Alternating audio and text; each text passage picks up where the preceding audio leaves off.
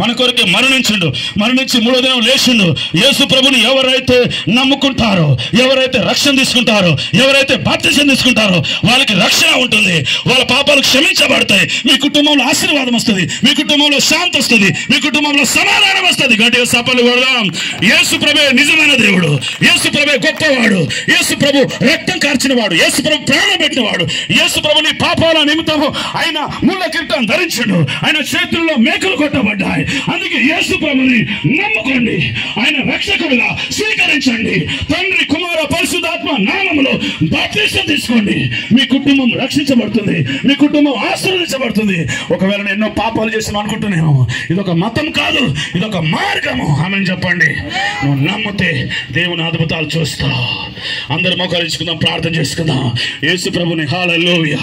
అయ్యా, నా కుటుంబం విడిపోయింది నాయన. నాకు చాలా మంది భార్య భర్తల్లో ప్రేమ లేదు, దేవుడు నాకు చూపిస్తున్నాడు. ఐక్యత లేదు, సమాధానం లేదు. అయ్యా, నేను నా భర్తను ప్రభు హింసిస్తూ ఉంటాను, నా భర్తను అప్పుడప్పుడు తిడుతూ ఉంటాను ప్రభు. నన్ను క్షమించు ప్రభు. నాకు జ్ఞానము దయచేయి, నా బిడ్డల్ని పోషించే జ్ఞానము దయచేయి, నా భర్తతో కాపురం చేసే జ్ఞానము దయచేయి నాయన. నేను ఒక గొడవ పెట్టే భార్యగా ఉండొద్దు, నా భర్తను తిట్టే భార్యగా ఉండొద్దు, నా భర్తను ప్రేమించే మనసును దయచేయి, కష్టపడే మనసును దయచేయి.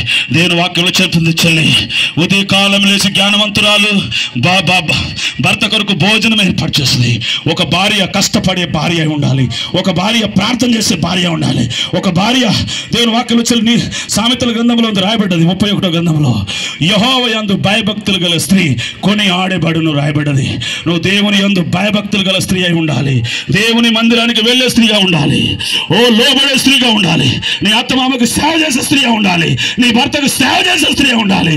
నీ జీవితాంత కాలము నీ భర్తకి లోబడి